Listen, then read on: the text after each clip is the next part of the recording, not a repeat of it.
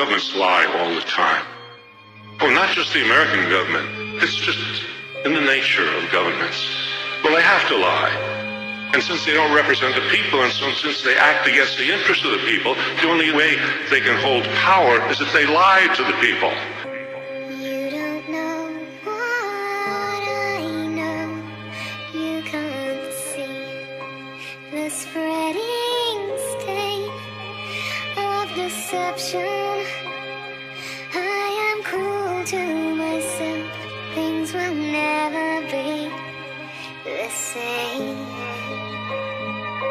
If they told people the truth, they wouldn't last very long. I will hold my silence like a weapon in my hand. If I used it, I would murder myself. You could never understand.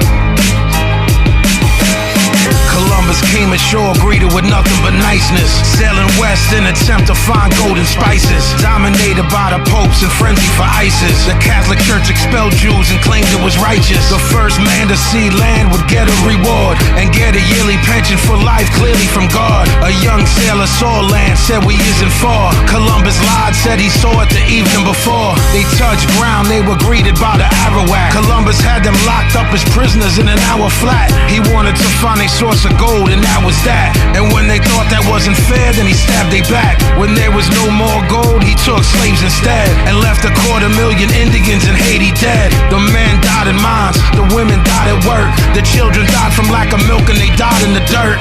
They were just taking advantage of a passive people. They were just being the savages of massive evil. That's the church work, that's the path of massive ego. That's the blood of Abraham being stabbed by the steeple. At 16, 19, they were patiently waiting for a ship to carry slaves that was changing the nation. The white man was a cannibal praying to Satan. Hatred, contempt, or pity, or patronization. That's the cornerstone, everything racism based in. The African had a more advanced civilization. Black was slave, master was white, rationalization. 50 million dead, that's Western civilization.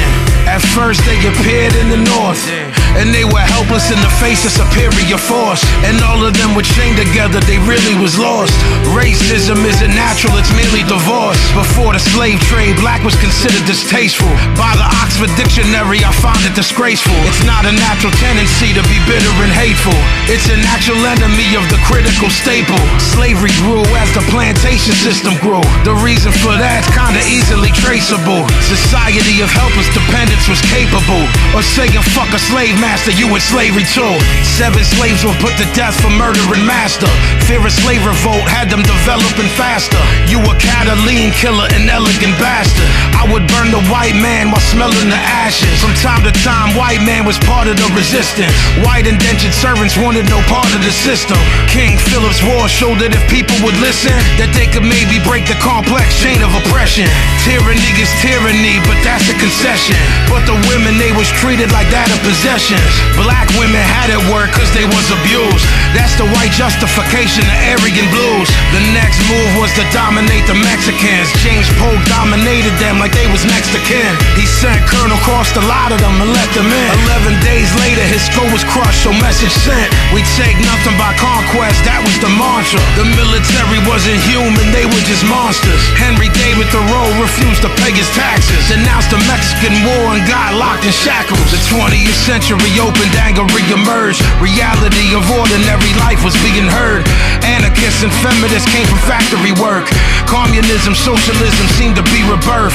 War is the health of the state is what Bourne said. And if you was born around that time, you was born dead. The Espionage Act had people confused, cause it was double talking, they didn't know how it be used. Supposedly it was an act against spying. Du Bois noted that was bullshit and they was lying. Charles Schenck was arrested in Philadelphia for printing and distributing leaflets cause they was helping you. He was indicted, tried and then found guilty, and spent 6 months in jail. Don't that sound silly? Had his freedom taken away by his own nation. But there's a lesson, do not submit to intimidation. The act still exists today and the shit is real. Supposedly Kennedy tried to have that shit appealed. Eugene Debs did 10 years for no purpose. He obstructed the recruiting and enlistment service. The post office started taking taking male privileges of magazines who printed anti-war sentiments. A socialist named Fairchild had it right. He said that they can shoot me, but they can't make me fight. They sentenced him to a year in jail, and that was reckless. 65,000 men, conscientious objectors. They were sent to army bases to work there. They were treated sadistically and were hurt there. They were strangled with a hemp rope till they collapsed, and officers punched their stomach and their lower back. A garden hose was placed on their face with a nozzle about 6 inches from them so they couldn't swallow. The war ended in 1918. The government was just trying to wipe the slate clean. Hemingway wrote Farewell to Arms. Dalton Trumbo wrote Johnny Got His Gun. The war was over, but they didn't learn their lesson. Twin tactics of control, reform and repression. The patriotic fervor of war had been invoked. That's why the country that you live in is a fucking joke. You cannot be neutral on a moving train. This is a story about the lies that your teacher told you. This is real, actual, factual. No lies in the whole record. If you don't believe me, look it up. I'm trying to share the shit that I learned with y'all. Do the knowledge. Your government does not care about you. The people in power do not care about you. Understand that. Power to the people.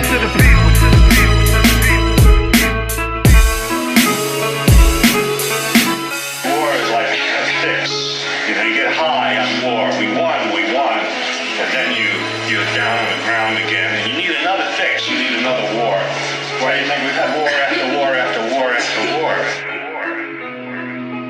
Every war they say this is the end. This is the last war. In World War I, they said this is a war to end all wars.